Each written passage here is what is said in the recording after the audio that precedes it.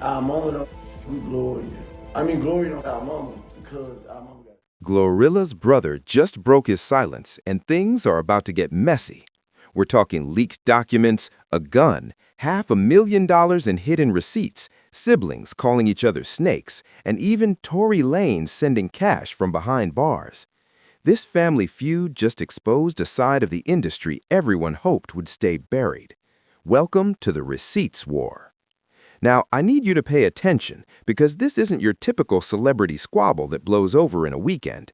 This is a full-blown, no-holds-barred family conflict that's been simmering for 4 long years. And when it finally spilled onto the internet, it shook the entire hip-hop world. What makes it wild is that both sides came prepared. Both sides had proof. Both sides had receipts. By the time the dust settled, the story turned out to be far messier and far more complicated than anyone outside the family could have guessed. Here's how it went down. February 4th, 2026. That's the day Victoria Woods, better known online as Scarface Woods, GloRilla's older sister, decided she couldn't stay quiet any longer. She had been holding in 4 years' worth of frustration, 4 years of scrolling through Instagram, watching her little sister, Gloria Hallelujah Woods, rack up hit records, massive endorsement deals, sold-out tours and collabs with some of the biggest names in rap. But according to Victoria, not a single real dollar had made its way back to the family that had been there right with Gloria through the tough times in Memphis. So she went live on Facebook, and she didn't hold back. She accused GloRilla of abandoning the family, despite sitting on millions. She pointed out that their mother, who's worked at FedEx for over 20 years, is still hustling every day and still paying $2,400 a month in rent. Victoria said she personally had to shell out $18,000 just to keep a roof over their heads. She claimed that GloRilla changed her phone number, blocked the family from contacting her, and basically disappeared from the lives of the people who had been struggling alongside her. See your sibling. We all struggling, and you still not do nothing. Because the struggle was so hard. Like, I'm talking about like it was, bruh. There's my sister, there ain't no clout chasing. We got the same mama, same daddy. Victoria didn't stop there. She took her message straight to one of the biggest stages she could find, TMZ Live. There, she doubled down on everything she had said, making it crystal clear to the world that GloRilla had a responsibility to support the family. She even broke it down with numbers. Victoria asked for just $2,500 up front, which split between all 10 siblings comes out to only a couple of $100s each. She made sure to share that figure publicly to show she wasn't being greedy. She was asking for what she considered fair. She has $2 million. How much of that does she owe to you and the rest of the family of that $2 million? She can get all of it like 2,500 a piece. How much? 2,500. 25, like, how, for, that's it, just 2,500 flat, or is that a? 2,500 flip. I think she would jump at that. I think if that's all you want, I think Glo might jump at that. Let's start with just your grievance that you feel that your sister has an obligation to share the wealth. Hey, yeah, she got an obligation to share the wealth. We sat here, we struggled together. Took baths and bottles of water, rest roaches, all that. Yeah, she obligated. Now this is where the story really flipped. While Victoria was appearing on every blog and platform, painting GloRilla as a cold, money-hoarding celebrity who abandoned her own family, the rest of the Woods family had a very different side of the story, and they weren't about to let Victoria control the narrative. GloRilla herself responded, but she did it smart, calm, and calculated. She didn't scream, curse, or go live in a rage. Instead, she shared screenshots on her Instagram stories, showing text messages from her mother, thanking her for financial help and calling her a blessing.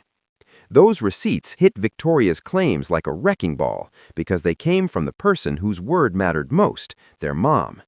GloRilla didn't stop there. She reposted memes mocking entitlement, joked about sending money to anyone reporting Victoria's page, and even shared job links like, "Go get your own bread instead of asking for mine." It was a subtle but savage clapback. The biggest hits came from GloRilla's other siblings. Her brother and sister, who lived with her in Atlanta, went live and completely dismantled Victoria's story. They laid out that GloRilla had provided $500,000 to help her mom, bought her a house, and even got their dad a car. They said GloRilla regularly sent money to her siblings, making sure everyone was taken care of, totally flipping the narrative Victoria had put out there. He was saying, our mama don't with Gloria. I mean, Gloria don't our mama because our mama got a job. Like, having a job is a bad thing. Then folks saying, GloRilla mama having a job is crazy. What's wrong with having a job? GloRilla's siblings didn't stop at defending her. They went all in to show the full picture. They said she's been funding dreams, buying music equipment for siblings trying to make it, putting loyal family members in homes and cars, and giving real opportunities to those who keep it honest. The story they painted was a total 180 from the one Victoria was pushing. According to them, GloRilla takes care of everyone who stays true and doesn't tolerate fake behavior. Then things got really shocking. Those same siblings started exposing Victoria's own past, and it was ugly. They called her a pathological liar who had been taking from the family for years, setting GloRilla up in dangerous situations, snitching to police, and even getting their mother in trouble. They said she let shady people into the family home who ended up stealing from the house. And her time in foster care? Not GloRilla's fault. Victoria's own actions had caused it. The biggest bombshell came from a resurfaced 2015 police report. It revealed that Victoria had allegedly pulled a gun on GloRilla, who was just 16 at the time, during an argument at a Memphis hotel. Officers found the weapon outside, based on GloRilla's claim that Victoria threatened her life. Suddenly, everything made sense. Why GloRilla cut her off, changed her number, and blocked Victoria? It wasn't about being a bougie celebrity, it was about protecting herself from a dangerous situation with her own sister. This left the internet with one question: who do you believe? The sister shouting on TMZ for $2,500, or the other siblings, mom's thankful texts, and a police report telling a very different story? Once the receipts war hit social media, the hip-hop world jumped right in. Everyone had an opinion. Rappers, bloggers, podcasters, even people scrolling at lunch. And then things escalated into a full-blown public circus. First to jump in was Finesse 2 Times, a Memphis artist who had shared the stage with GloRilla back in 2023. He saw Victoria going off online and called her out on Instagram, telling her to stop and get her own money instead of waiting for her sister's success to benefit her. He preached about opportunities in every city and hood, saying she needed to stop riding GloRilla's wave. Victoria didn't take that lightly. She went live and came at Finesse 2 Times hard, mocking his career shift from rapper to streamer, clowning his girlfriend who was behind bars, and even dragging his child into it. It was ruthless. Freeze for your beans. We know this. But why am I the topic?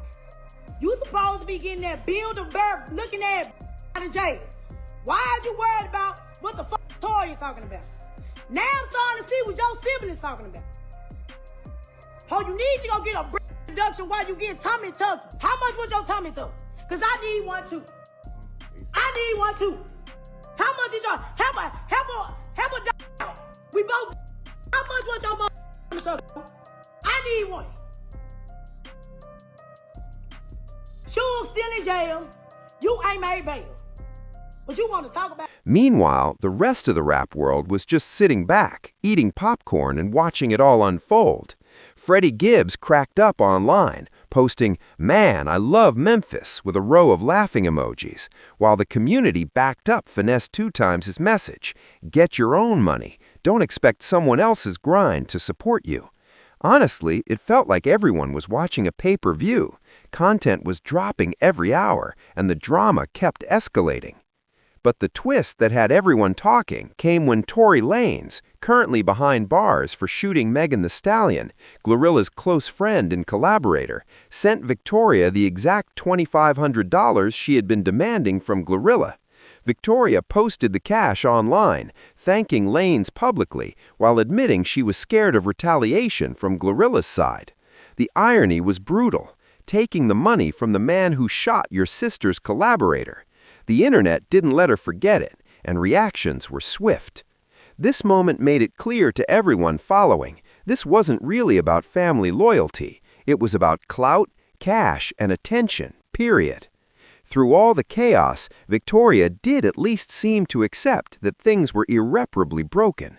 In her interview, she admitted that the bridge had been burned and the damage was done. It went too far. It went too far. I went too far. I went on social media and it went too far for her for how long it took. Because now I feel like you're doing it because you're embarrassed. Is it just words? The words that make it too far gone? I went against my sister on TMZ. It ain't no coming back from it. And I'm prepared to not come back. People did worse though. It ain't no come back. And even if I would be scared to go around her, even if it was coming, because I'm gonna think you got something up your sleeve. I'm mad at me right now. She mad with you? She mad. She's very upset. Really? So she ain't talking to you at all? Damn. Not at all. She did say a few things, but she mad. I gotta let her calm down a little bit. I think she. Here's the thing that makes this situation hit differently. Both sides actually have points you can't just ignore. Victoria isn't entirely wrong when she talks about how it feels to watch someone you grew up with, someone who slept on the same floor, ate the same meals, and lived through the same struggles, suddenly become a millionaire while you're still struggling to pay rent. That's a real raw feeling that anyone who's come up from the trenches can understand on a deep personal level. So hard. It was so, I'm talking about like it was, bruh. You see a red running through the hallway. Pregnant one. You already sleeping on the floor. Imagine lights being off. Having to take baths and bottles of water. Imagine it. And you make it out. Whatever. Nah, so you don't care if y'all ever talk again, speak again? It wasn't gonna happen anyway, that's what I'm telling you. Yeah. But nah, it ain't. It's over with for that. We might as well not even say we siblings no more, to be honest. It went too far. But it got to that breaking point because of her. You know what I'm saying? Everybody look.